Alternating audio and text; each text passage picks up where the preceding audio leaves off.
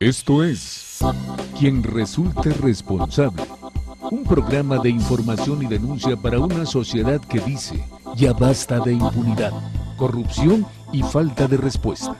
Federico Mayorga y un grupo de profesionales de la comunicación presentan temas de actualidad, análisis y entrevistas a personajes de la vida pública. Quien resulte responsable.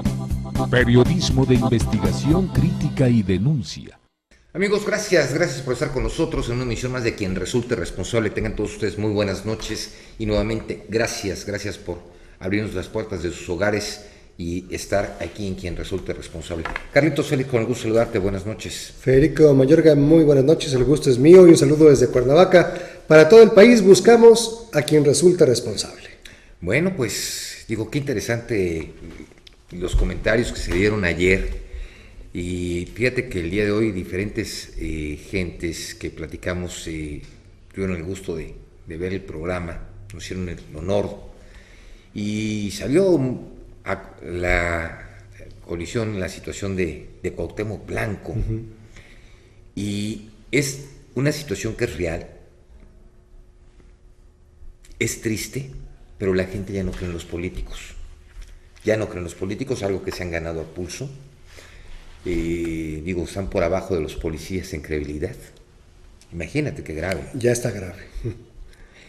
Entonces, comentaban que bueno, si el hecho de que llegara Cuauhtémoc Blanco y en determinado momento, bueno, que no era político, que no traía esas viejas mañas, entonces que podría ser una opción, uh-huh, que no iba a llegar a servirse del puesto. En esas conclusiones llegaron.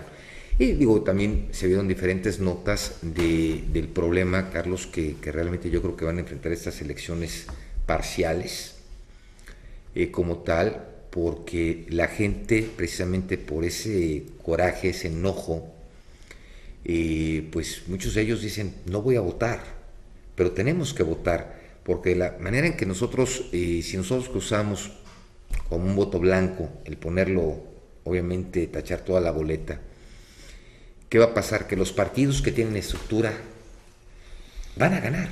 Sí, sin duda. A ver, yo sigo difiriendo completamente, no totalmente, de tu postura. Yo soy un creyente de la democracia. Me parece que hemos avanzado mucho. Una democracia muy cara que nos ha costado mucho. Hemos avanzado. O sea, no es una democracia gratis. Nos ha costado. Enormes pendientes, inacabada, imperfecta, pero es la que tenemos. Carísima. Pero me parece que hay momentos en que tienes que purgar el sistema. Y no estoy convocando ni al abstencionismo, ni a la sedición, ni a nada. No podemos irnos al abstencionismo. Tenemos que mandar un mensaje. Ya lo hizo la ciudadanía hace 3 años. El voto de castigo. Voto de castigo a quien gobernaba. Le dimos el que sigue, que ha salido igual o peor. Y decían, y se confirma, mientras más conozco a los políticos, más quiero a mi perro. Y estaba el candidato Morris, el perro Titán, el burro Chón, esos son fieles, ¿no? ¿Sabes que van por el hueso? Sí sabes que van por el hueso. ¿Sabes que los candidatos sí van contra las ratas, no como acá? Y lo que le decía yo a Eduardo Bordonave anoche contigo aquí.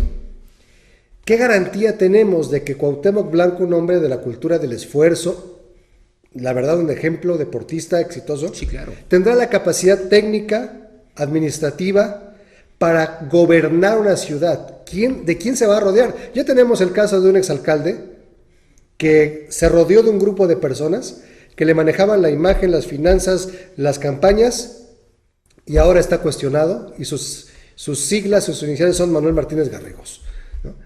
¿Qué te garantiza que Cuauhtémoc, por más que sea exitoso, que no tenga necesidad de cobrar dinero, va a hacer un buen papel como gobernante? No. Yo creo que ahí sí estamos completamente, en esas comparaciones yo siempre he dicho que los perros hay razas, ¿eh? Sí, claro. Sí. Y yo te voy a decir una cosa, no es faltar el respeto a nadie, pero yo creo que la comparación nada que ver, porque ha sido un hombre que ha salido del esfuerzo, mi admiración, ha salido del trabajo, y vamos, la gente lo va a decidir. Eso es un hecho, uh-huh, pero no podemos comparar. Sí, obviamente quedan esas dudas también las planteé yo. Sí. O sea, ¿quién va a ser el equipo? Sí. ¿Cómo se va a escoger ese equipo? Tú se lo dijiste a Bordonave. ¿Cómo se va a escoger ese equipo? Porque, sabemos que es un excelente deportista. Que sabe del POA, que sabe del Subsemun, que sabe exactamente. Entonces, ¿hasta dónde? Digo, que el problema de todo esto es que yo creo que los mismos políticos han creado esto lo han creado los políticos. Sí. Si los políticos fueran transparentes, si los políticos fueran de primer nivel, de educación, con ese espíritu de servir al ciudadano, las cosas serían diferentes. Mira, los ejemplos de Ana Guevara, de María Rojo, de toda la gente que estaba en la farándula o en el deporte, han tenido puestos de designación, director del Comité Municipal del Deporte, director de tal cosa, diputados, en donde ellos sí enriquecen el debate en su especialidad. Ana Guevara, como presidenta de la Comisión del Deporte, puede impulsar presupuestos porque conoce desde dentro las mafias, las necesidades. Pero no es lo mismo ser la primera autoridad de un municipio. Estoy de acuerdo, Carlos, estoy de acuerdo. Pero yo creo que también hay una cosa que es esencial. Nadie de nosotros nace sabiendo. Tienes que ir aprendiendo. Pero ya echando a perder, ya echamos... A ver, espérame. Todos los políticos, tú dime si no. Primer año llegan a empaparse. Todos los políticos llegan exactamente a hacer lo aprender. Mismo. Llegan a aprender. El segundo año medio hacen cosas. A jalar lana para la campaña. Y al segundo año y medio para la campaña. Ya están viendo que sigue. Pero, no. Por eso lo hacen los políticos. Sí, claro. ¿Quién te dice que Cuauhtémoc Blanco, en el remoto y casi imposible caso que ganara, diría: oye, ya me gustó esto, ahora quiero ser diputado? Entonces ya como que a los 2 años va preparando la campaña. A ver, ¿y quién te dice que en determinado momento no te puedes llevar una sorpresa? Y que puede ser una situación de una transparencia.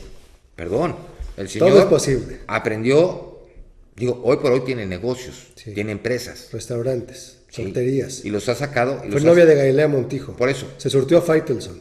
Pero los ha sacado bien, los ha sacado adelante. Ha salvado equipos del descenso.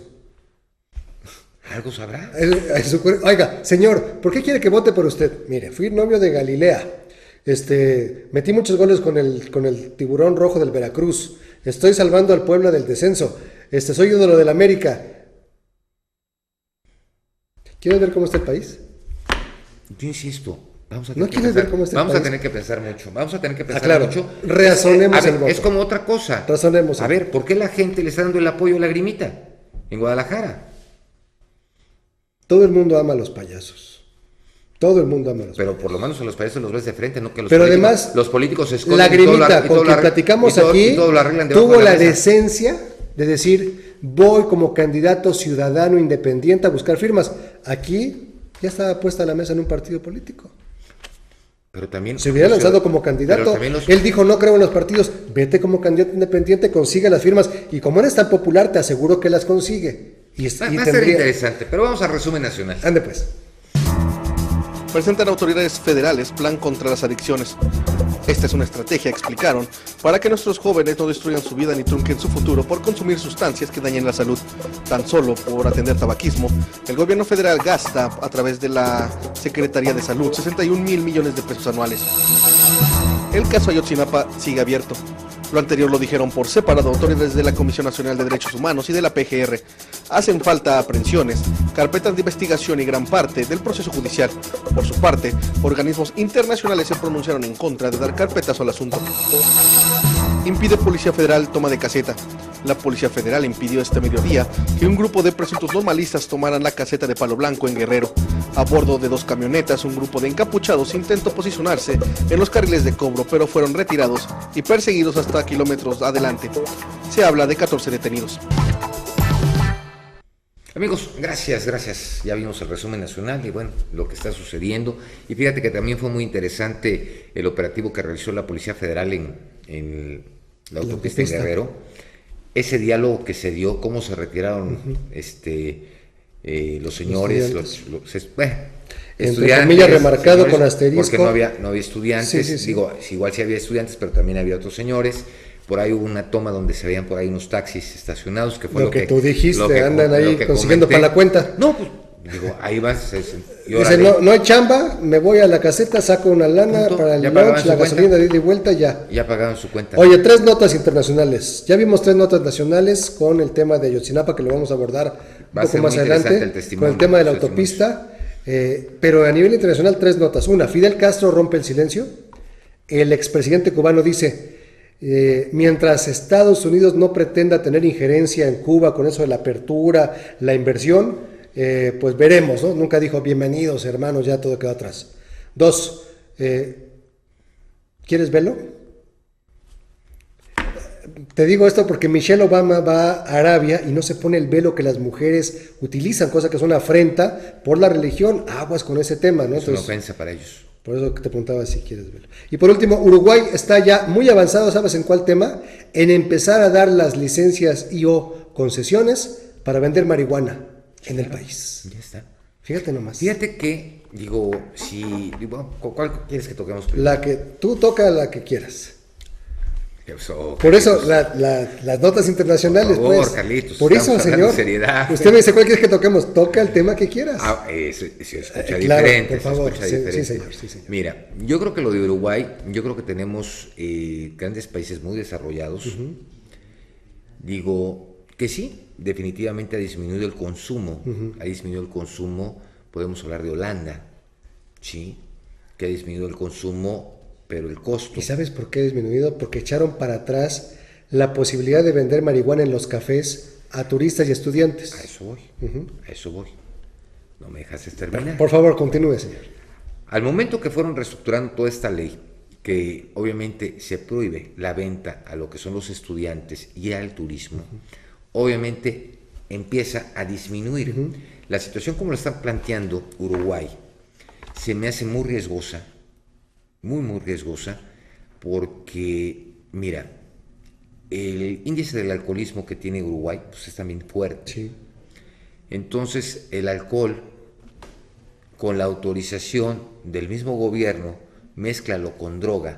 ¿Qué pasa? Aquí hay un riesgo. Tremendo. Hoy prueban algo y mañana van por lo otro. Sí. Y luego es por lo otro. Entonces, eso siento que en su momento va a traer algunos problemas para Uruguay. No creo que todavía a nivel Sudamérica tengamos la capacidad para llegar a esa situación de una legalización.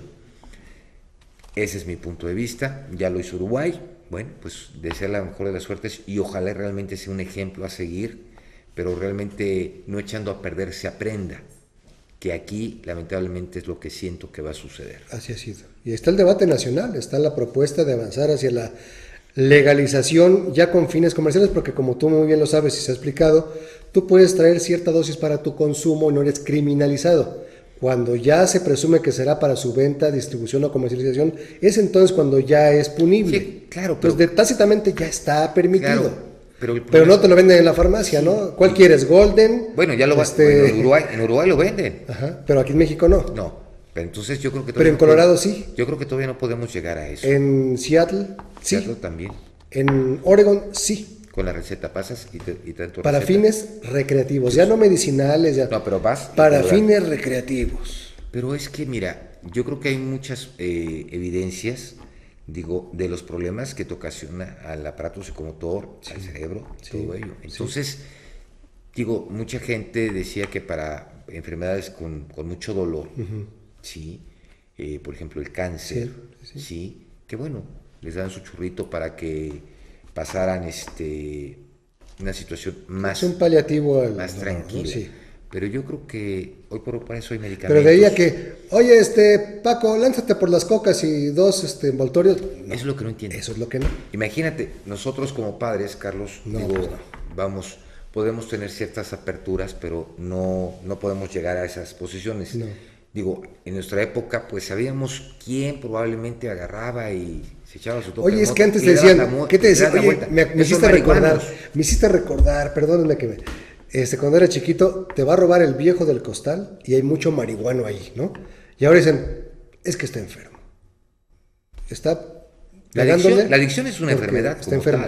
Ha cambiado la perspectiva. Sí, bueno. Y es, a final de cuentas, un problema de salud. Pero es un problema de salud y muy fuerte, muy severo. Sí. En cuanto a, bueno, con eso, en cuanto a Cuba, la situación de que Fidel Castro rompe su silencio, mira, yo siento que ya era una situación que se veía llegar, dada la situación de la salud de Fidel Castro. el tema de la situación del fallecimiento del expresidente de Venezuela. Pero ahí está su espíritu. Cuba. Es que yo he visto un pajarito chiquitico, muy bonito, dice Maduro. Que vamos, yo creo que él sí, ¿eh? Yo creo que en Venezuela sí. En Venezuela, digo, para ver el pajarico del espíritu de Maduro sí. Ajá. Pero la situación de que la apertura y la situación económica de Cuba tampoco es muy, vamos. No es bollante. Entonces, el hecho que empiece la apertura con Estados Unidos, yo creo que puede dar el crecimiento a una democracia en Cuba, que eso sí me gustaría ver. Va a estar lejos, pero por lo pronto lo que sí le va a pegar durísimo al turismo mexicano. Eso sí, te lo firmo. Pues sí, puede ser. Vamos a un corte y continuamos. Ayúdenos a dar con quien resulte responsable. Participe con sus comentarios en nuestro correo de voz. Síguenos en Facebook y en Twitter, @QRRTV, y en nuestro correo electrónico, quien resulte responsable, @hotmail.com. Regresamos a quien resulte responsable. Síguenos en Facebook y Twitter. Correo electrónico quien resulte responsable @hotmail.com. Esto es Reporte Morelos en quien resulte responsable. Esta mañana el secretario de Gobierno Matías Quirós Medina, en rueda de prensa, que se llamó en el C5, anunció una intervención de seguridad en el municipio de Tlaquiltenango. Es decir, el Estado a través del mando único retomó el control de la seguridad después de que el Cabildo decidió salirse del esquema de un solo mando por diferencias con el gobierno. En lo que parece ser una revancha política del gobierno después de que el Cabildo de Tlaquiltenango rechazó el mando único, hoy, en un comunicado que leyó el secretario de Gobierno por parte del titular del Ejecutivo, Graco Ramírez, anunció que el gobierno se amparó en una supuesta resolución con número 92/2010 de la Suprema Corte de Justicia de la Nación, en la que establece que cuando se trata de casos extraordinarios o de alteración del orden público, los gobernantes tienen las facultades de asumir el cargo de las policías municipales por disposición de la fracción 7 del artículo 115 Constitucional Federal. Para quien resulte responsable, informó Roberto Becerril. Esto fue Reporte Morelos, en quien resulte responsable. Amigos, gracias por continuar con nosotros aquí en quien resulte responsable. Bueno, pues ayer tuvimos la conferencia de prensa del Procurador General de la República, Jesús Murillo Caram. Obviamente algo que tristemente, como lo comentamos, se veía llegar, esa desaparición forzosa de los 43 normalistas, pero yo quiero aquí entrar a una posición a las declaraciones del testimonio de Felipe Rodríguez Salgado, alias El Cepillo. Operador de la Banda de los Rojos, pagó a José Luis Hernández Rivera, director de la Escuela Rural de Ayotzinapa, por enviar a los estudiantes a realizar desmadres a Iguala el 26 de septiembre del 2014, dijo en su declaración ministerial Felipe Rodríguez Salgado El Cepillo. ¿Dónde está el director de la Escuela Normal Rural, Carlos? Despachando en la escuela. Pareciera que no hay ninguna posibilidad por el momento, cuando menos, porque el caso no está cerrado, pero es de llamar la atención que se da a conocer la cifra de detenidos, 95 detenidos, policías, la familia, el matrimonio imperial de Iguala, pero el hombre que encabeza la institución, que estaba enterado que se iban a secuestrar camiones, que utilizaban a los chavos, son hechos ilícitos de primer ingreso, los rapados de la novatada de los nuevos, tenía conocimiento y sabía también que había infiltrados ahí grupos criminales. No presentó denuncia, hay omisión, y el testimonio de este hombre dice, se le pagó a José Luis Hernández Rivera, director de la Escuela Normal Rural de Ayotzinapa, para enviar a los estudiantes a realizar desmadres a Iguala. O sea, ya hay una imputación directa que él recibió dinero, mándame esta carne de cañón para reventar el evento porque son contrarios a nuestro grupo criminal. Entonces, aquí digo, no quiero, digo, nosotros simplemente estamos tratando de analizar este tipo de declaraciones que son de llamar la atención, y aquí mi pregunta es, con esos elementos, ¿qué va a hacer la Procuraduría General de la República? Porque un testimonio, como un testigo, clave, como ellos como consideran, y al interrogar a uno de los normalistas, le reveló que su presencia en Iguala fue porque los envió el carrete de los rojos que operan en Cuernavaca, quienes a su vez habían pagado dinero al director de la escuela rural. Digo, si me permites, vamos a ver el video de la reconstrucción de hechos en Cocula, para que todo nuestro auditorio lo vea. Vamos. La puerta abierta, los chavos tenían así, hasta el frente. Lo agarraba de los pies y ya los jalaba y los aventaba aquí. Y se dejaban, y el otro chavo, que era el chofer de la camioneta, de este lado. Y pues los agarraba del pantalón de la camioneta y los dejaba sacar. Y entonces los que estaban aquí eran los que estaban abajo. Era el Terco, el Duba, la Rana, el Bimbo, el Primo y ¿quién más? Yo y el Mimín estábamos aquí, el Cereje estaba de aquel lado y el Guasaco y el Pato. El Duba estaba aquí y ya los agarraba de aquí y los jalaba y ya los dejaba caer así. Y entonces cayéndose así, ya le dice al Terco, la Rana o el Pato, los agarraban y ven por acá, por acá. Entonces los que estaban vivos se levantaban, enterraban y ya pues caminaban. Entonces ya ahí los ponían y le dicen, no vas a decir, y los tiraban.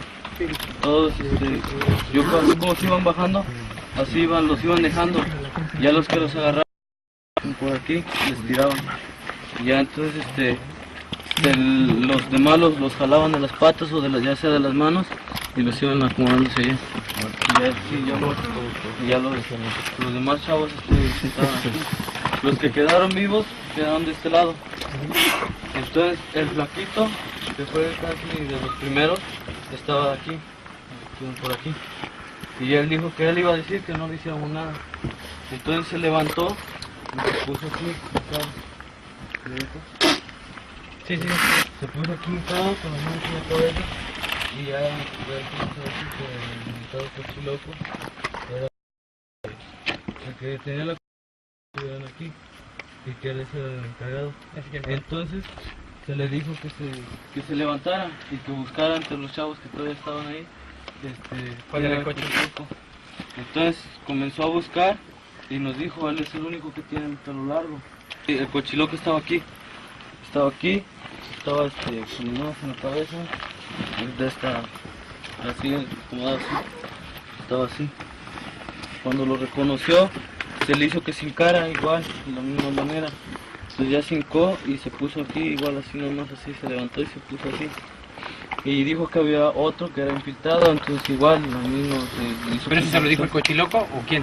El de las patillas. El patilludo, el gordito que dices que es patilludo. Ajá, pero para eso, cuando él dijo eso, le dijo igual, se le dijo búscalo, pero él ya no se levantó, él nada más los buscaba así. Entonces sí que... Y ya señaló uno que se levantó igual y se llevaron como de aquí a la segunda camioneta. Es el de la patilla, lo hicimos que se hincara y que viera a los demás. Y se le dijo que hablara pues, que lo que sabía. Y él dijo que el mentado Cochiloco y el director hacían las marchas y a través se metía la gente, bueno, que son los contras, los rojos. Entonces en eso estaban tirados varios cuerpos, se comenzó a revisar a ver si no tenían pertenencias y fue cuando nos dimos cuenta que entre la parte del boxer, de los testículos, venían unas capuchas y unos celulares envueltos en bolsas. Esto es parte de la reconstrucción de hechos que realiza como una de las pruebas más la Procuraduría General de la República, con el testimonio de uno de los detenidos que narra cómo y quién ordenó la detención de los estudiantes, cómo procedieron a privarlos de la vida, unos asfixiados, otros con disparo de arma de fuego, cómo huyen del estado de Guerrero, cómo llegan a Estados Unidos, son deportados, el Cepillo, cómo regresa al país, es detenido y empieza a narrar la pugna entre los rojos y los Guerreros Unidos, teniendo en medio autoridades que apoyaban a uno u otro grupo criminal y que ordenaron la matanza de los estudiantes. Pero fíjate que luego de escuchar al estudiante, digo, aquí lo importante es que el normalista que sería ejecutivo incinerado junto con sus compañeros fue marcado con una X en la espalda. Sí. Cuando se encontraba sometido en el basurero de Cocula, antes de llegar al tiradero, el Cepillo pateó al estudiante y obviamente, según el sicario, y comenzó a interrogarlo, y fue así que se enteró de que los rojos estaban detrás de los acontecimientos que se suscitaron la noche del 26 de septiembre. Luego de escuchar al estudiante Rodríguez Salgado, pidió a Patricio Reyes Landa, alias El Pato, que interrogara a los 15 o 18 jóvenes que le fueron entregados.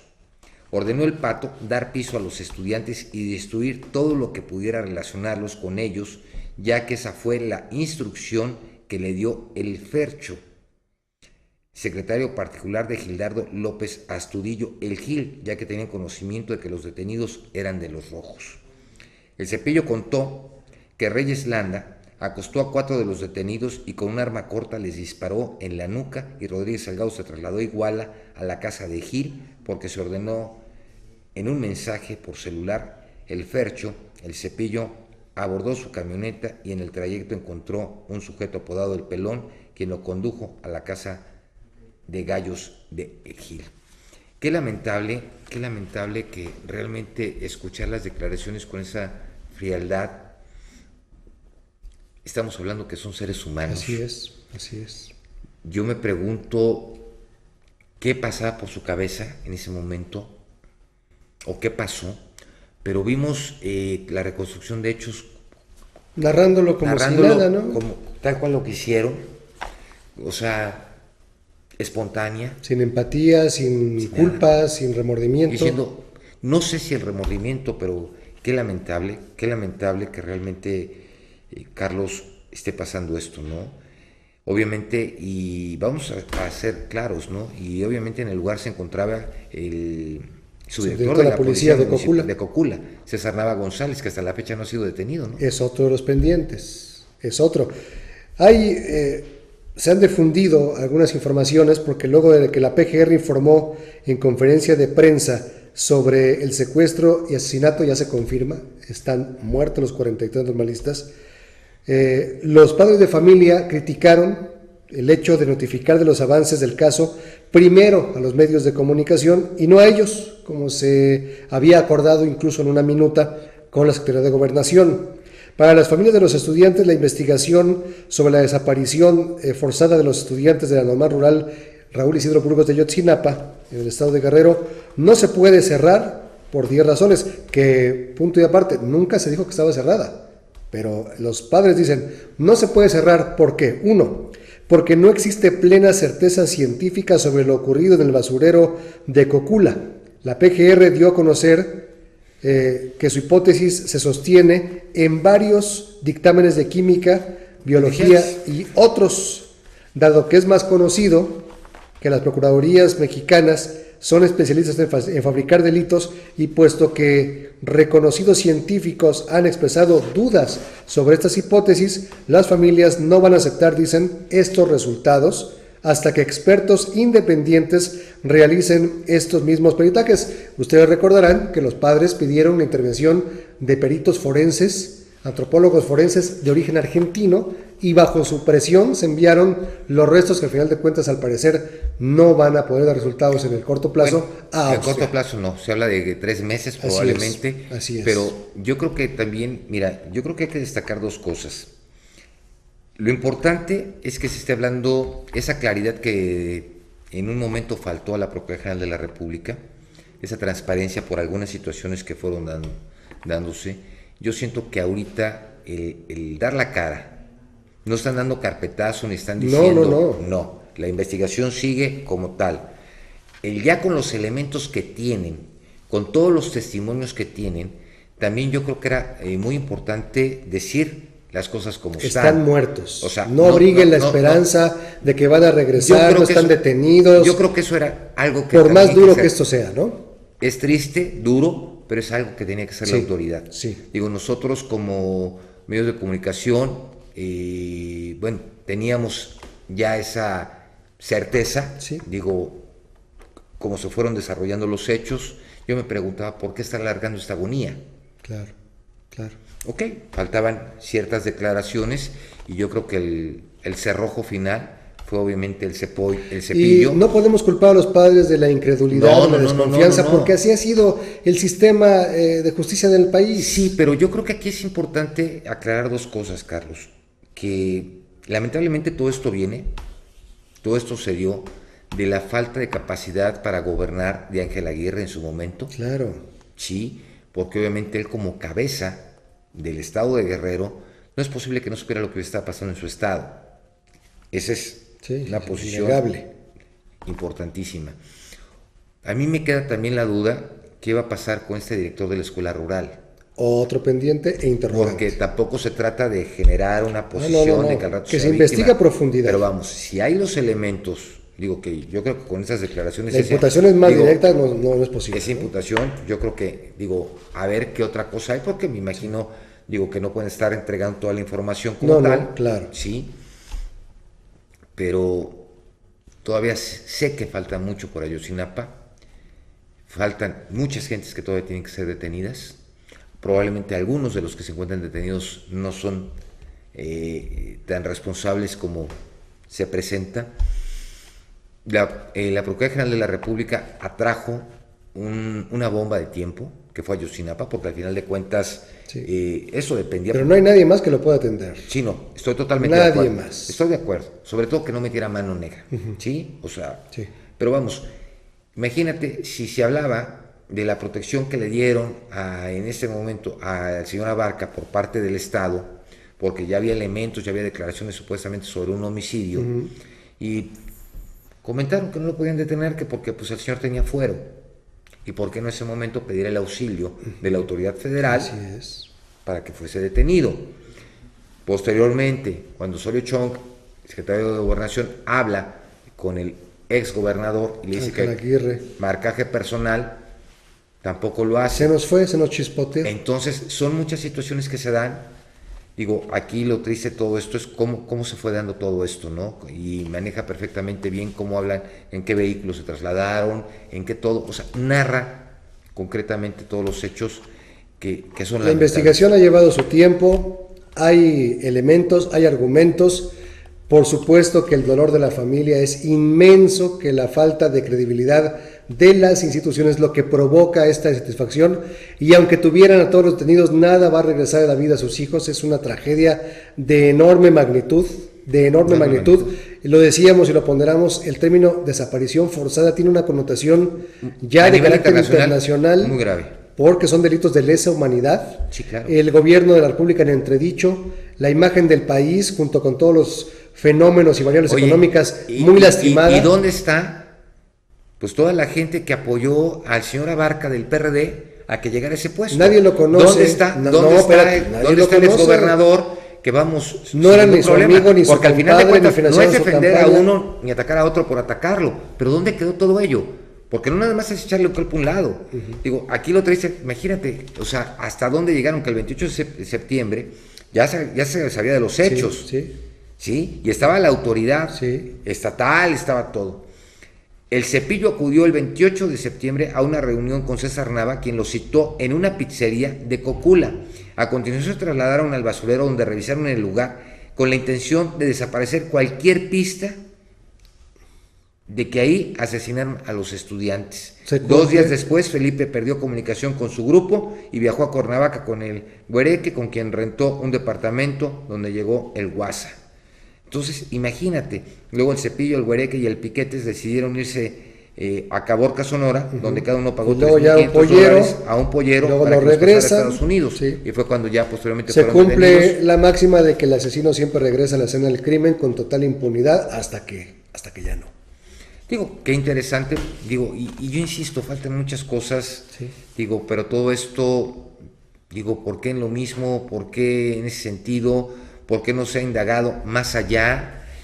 Son muchas situaciones que... Así como se habla del 68, como se habla del 71, el halconazo, pasará mucho tiempo y se seguirá hablando de Ayotzinapa, y esto todavía no termina. Todavía no termina. Pero bueno, vamos a un corte y tenemos aquí en el estudio al ilustre abogado, doctor en Derecho, Ricardo Tapia Vega, con el tema, fíjate que hizo un libro muy interesante que ahorita va a hablar de él, los temas selectos hacia el ámbito del derecho municipal. Muy bien, pues no se vayan. Vamos al corte y continuamos. Ayúdenos a dar con quien resulte responsable. Participe con sus comentarios en nuestro correo de voz. Síguenos en Facebook y en Twitter, @QRRTV, y en nuestro correo electrónico, quien resulte responsable, @hotmail.com. Regresamos a quien resulte responsable. Síguenos en Facebook y Twitter. Correo electrónico @hotmail.com. Esto es Reporte Morelos en quien resulte responsable. El Comité Directivo Estatal del Partido Acción Nacional en Morelos informó que este 27 de enero del 2015 fue notificada la sentencia del Tribunal Electoral, en el que por unanimidad de los magistrados ordenaron la revocación del acuerdo IMEPAC CEE 025/2014, en el que se daba por hecho el convenio de candidatura común entre el PRD y el PES, confirmando que los partidos políticos de nueva creación no podrán asociarse antes de la primera elección. Los dirigentes del partido blanquiazul mencionaron que esto no fue por el temor a que les quiten votos en una alianza de partidos que presuntamente son de izquierda, sino que mencionaron que es por cumplir la ley que señala el INPEPAC y el Instituto Nacional Electoral. Para quien resulte responsable, informó Roberto Becerril. Esto fue Reporte Morelos en quien resulte responsable.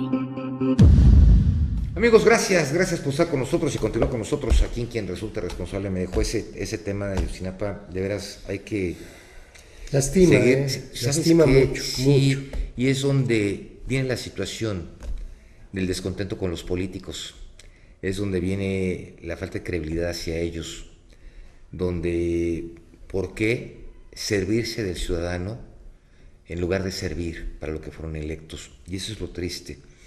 Digo, yo a Ricardo tuve ya algunos años de conocerlo, ahorita que lo vi llegando al estudio, pero primero bajó de peso, ya con unos añitos más, teníamos ya algunos añitos, cuando estuvo en la Procuraduría de Justicia en el Estado, o sea, de Morelos, en delincuencia organizada. Así es. Fue No en delincuencia organizada, no, bueno, como subprocurador de asuntos contra la delincuencia. Sí, porque se puede malinterpretar. Contra la delincuencia. Al rato agarra la línea de investigación. Exacto. Luego dicen, es que él organizaba la delincuencia. No.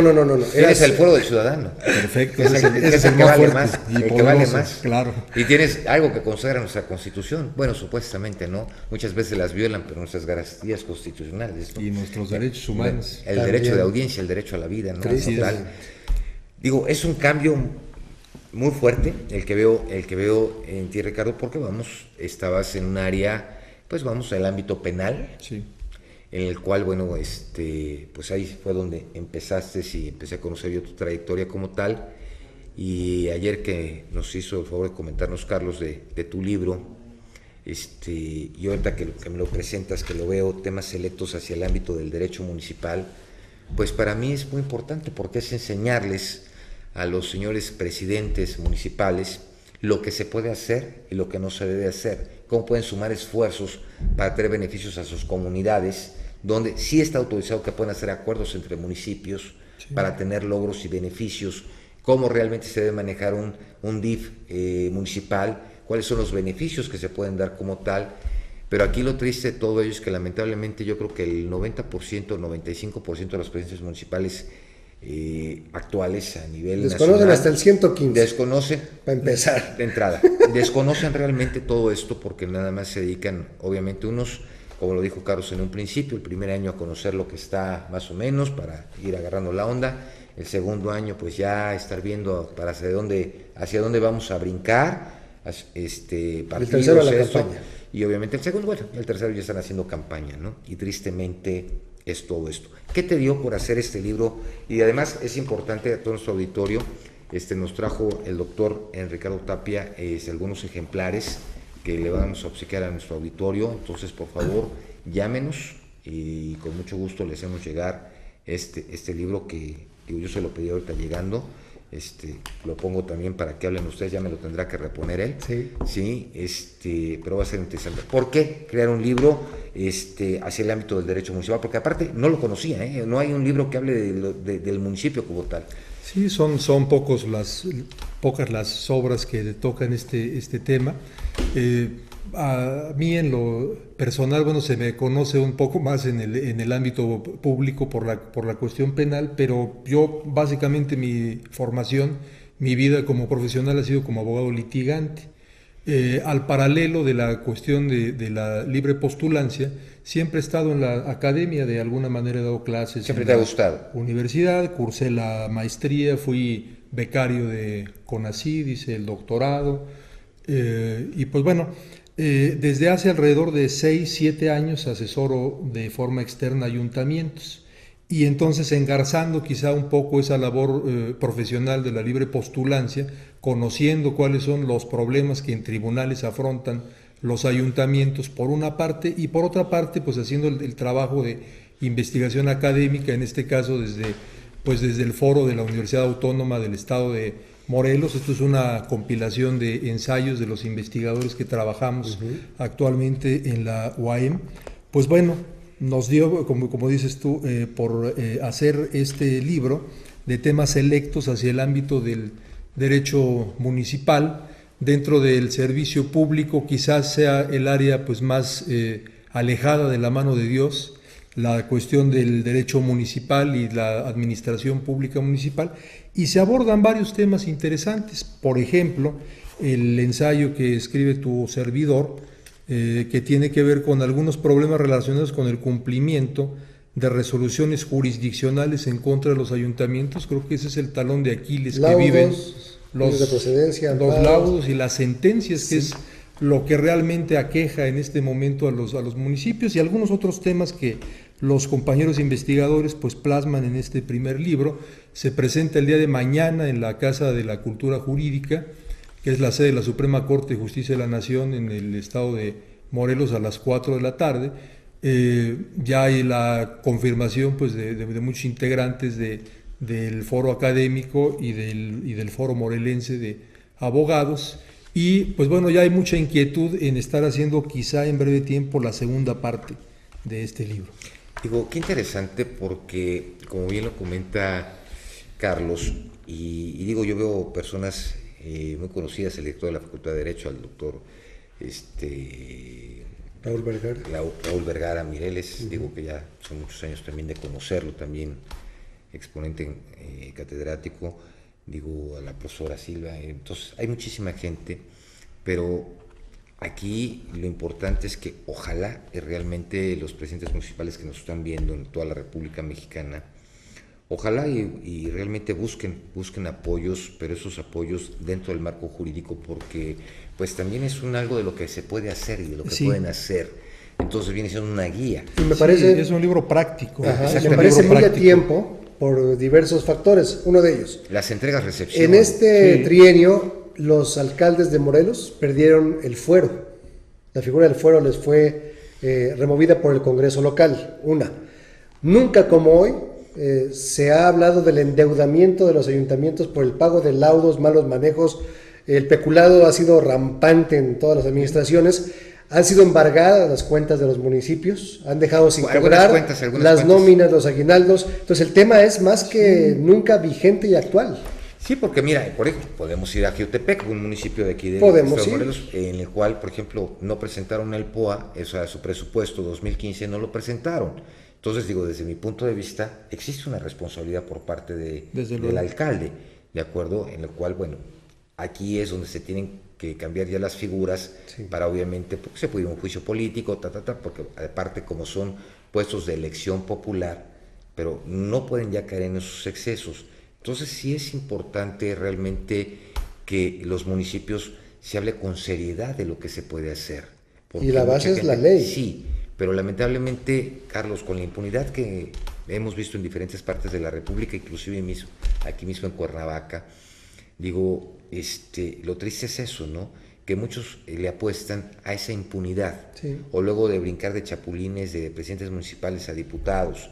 Entonces van cuidándose con ese fuero, entre comillas, porque lamentablemente lo hacen. Otro tema, Ricardo, doctor, el asunto de si verdaderamente los convenios que se han firmado, no nada más en Morelos, sino en otros estados, con respecto de la aplicación del estrategia del mando único, no violenta la autonomía municipal. Es otro de los grandes temas, ¿no? Sí, es otro de los grandes temas, y ese tema pues está haciendo mucho ruido como para el tomo 2. ¿Sí los violenta? Brevemente, bueno, yo lo que creo es que hay en este país choques estructurales en cuanto a el diseño de las normas. Yo creo que como política pública en este momento puede ser interesante que exista un mando único, pero si no se dan... pública, pero no hay una posición normativa. Sí, ese es el inconveniente, esos son los choques estructurales a los que yo me refiero. Aquí a la mexicana, y lo digo con su rayado, hacemos las cosas. Primero aplicamos las políticas públicas y postergamos la cuestión de las reformas constitucionales. Recordar que con el tema de la justicia adversarial, los juicios orales, pasó exactamente lo mismo. Primero vinieron la cuestión de las políticas públicas y después las reformas constitucionales. Y entonces ahí es a donde entramos pues en graves colisiones, porque no hacemos que esas políticas públicas funcionen. En este caso, si no hay una reforma primero a la Constitución, pues el mando único únicamente se puede dar por medio de convenio, y al convenio va el que quiere. Entonces, si no hay un forzamiento para que vayan todos, pues el mando único de poco o de nada sirve. Otro tema nacional que seguramente usted recordará, amigo del auditorio, es el anuncio del presidente Enrique Peña Nieto de la propuesta que él hará al Congreso de la Unión, en el sentido de que podrían disolverse los ayuntamientos en el caso en que se compruebe la responsabilidad o colusión de las fuerzas de orden público y la autoridad municipal en caso de delincuencia organizada. Desaparecer la autoridad municipal me brinca. Sí, no, es que imagínate hasta dónde está llegando, y esto obviamente sale por el asunto de... Sí, claro, Ayotzinapa, ¿no? Por el asunto de Iguala, ¿no? Pero vamos, fíjate lo que te marca también, Ricardo, dice, el proceso es el instrumento de paz y garantía en la solución de conflictos. Así es. Sí, el proceso es una institución jurídica cuyo medio del Estado ejercita su función jurisdiccional en un contexto de relaciones normadas del juzgador con las partes y de las partes entre sí, previo planteamiento de una pretensión, y es acá paz, cualquier tipo de situación lo puede hacer. Algo tan sencillo como el bando, efectivamente, y la función del síndico procurador y de los jueces de paz o jueces cívicos. O sea, es tan rico el tema del derecho municipal. Y los pero alcances, desconocido. ¿no? Sí, claro. Desconocido. Sí. Cuéntenos, doctor, entonces, ¿qué es lo que apuntas y qué propones con este texto? Bueno, básicamente el contribuir, en este caso desde el ámbito universitario, con un producto académico de conocimiento que además sea práctico, que no se quede únicamente en una cuestión teórica, sino que pueda ser algo muy práctico, fácilmente consultable por la ciudadanía, por el funcionario público. En algunos ensayos, bueno, puedo hablar un poco más del propio. En el caso de las deudas que actualmente tienen los ayuntamientos, se sorprenderían mucho de la gente, del público televidente, si yo les digo que los embargos que ordenan tanto los tribunales del trabajo como los jueces, los embargos a las cuentas de los ayuntamientos o a los bienes de los ayuntamientos son ilegales. Claro, porque son de terceros. Porque es un patrimonio que está inafectado, pero es una barbaridad que los jueces ordenen eso, sí, pero es una barbaridad peor que los abogados que defienden o que supone que defienden a los ayuntamientos no hagan valer esta situación. Claro. De otro lado... Porque no es dinero como tal de ellos. Sí. De otro lado, lo que la ley es como la tercería excluyente. Expresa, algo así exactamente, lo que la ley expresa, y aquí hay una cuestión interesante a donde se engarzan las leyes procedimentales, laborales, civiles, con las administrativas y las fiscales, a lo que tiene la obligación, en este caso la autoridad municipal, frente a un laudo o frente a una sentencia condenatoria, es a presupuestar la condena dineraria. Y la ley es muy clara en el aspecto de que si esa condena dineraria afectare programas prioritarios, entonces el gobierno municipal en este caso puede proponer un plan de pagos que incluso puede exceder el trienio. Entonces, a lo que están obligados es a la presupuestación. Nada más. No al pago inmediato. Y mucho lo que menos están haciendo el embargo de cuentas. Claro. Entonces, y lo que se hace en este instante es el embargo o el pago afectando programas prioritarios. Entonces, creo que aquí en pocas páginas, en algunos temas como ese, se dan algunos elementos prácticos. Ricardo, desde mi punto de vista existe un abuso de autoridad cuando los jueces emiten ese tipo de resoluciones. Sí. Y obviamente ese abuso de autoridad, obviamente se comete también un ilícito como tal, como servidor público. Pudiera ser en algunos casos, sí. Sí. Y aquí yo creo que sería importante, porque todo este personal es de confianza que entran cada trienio, cada sexenio, obviamente ya pues, cuando entregan las maletas, porque pues ya llega el otro equipo, la obligación moral, pues yo creo que si llegamos contigo, pues nos vamos contigo, ¿no? Hacemos nuestra entrega-recepción, los términos que marca la Contraloría para todas las observaciones, como debe ser, porque eso lo sabe, cualquier persona que está dentro de ese medio, o más que conoce la política. No, sí está escrito. Tú tienes un término para agarrar y hacer tu entrega-recepción como tal. La entrega-recepción. El hecho de que si tú llegas con un equipo, pero tu equipo por valores, de trabajo, pero yo creo que son valores entendidos. No, pero no está escrito. Entonces, no está escrito, Carlos, pero yo creo que ya se debe hacer esto. Debe, pero no está escrito. Porque ya al final de cuentas, ¿qué es lo que ha pasado? La mayoría de los municipios... Si no me voy, liquídame. El talón de Aquiles son los laudos laborales. Efectivamente. Yo puedo asegurarte que el 95% de lo que les afecta es el presupuesto.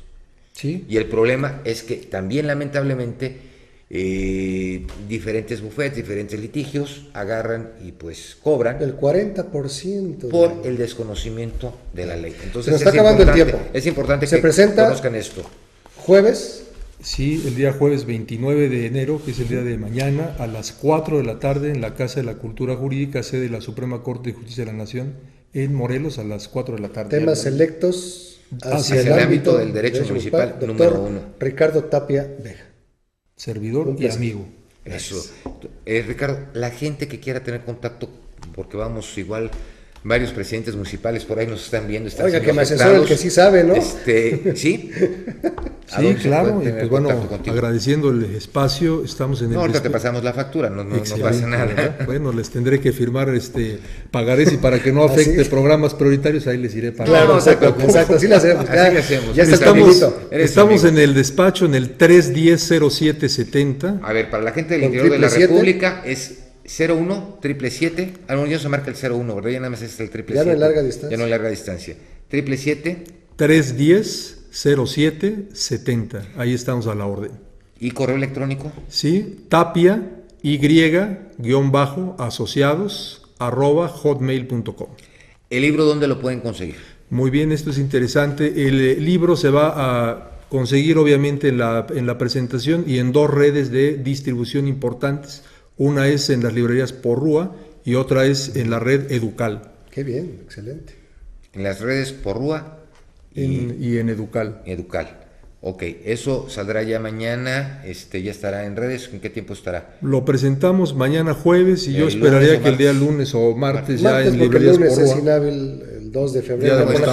Nosotros sí trabajamos. Nosotros sí trabajamos. No, me refiero a la distribución del libro. Eso es bueno. Nosotros aquí estaremos. Pero sí es importante, y la gente que quiera, tenemos aquí algunos ejemplares que nos hizo favor el doctor de obsequiarle a todo nuestro auditorio, entonces llámenos, y los primeros son 7 que nos llamen, pues 8, con que trae el doctor en la mano, se los llevan.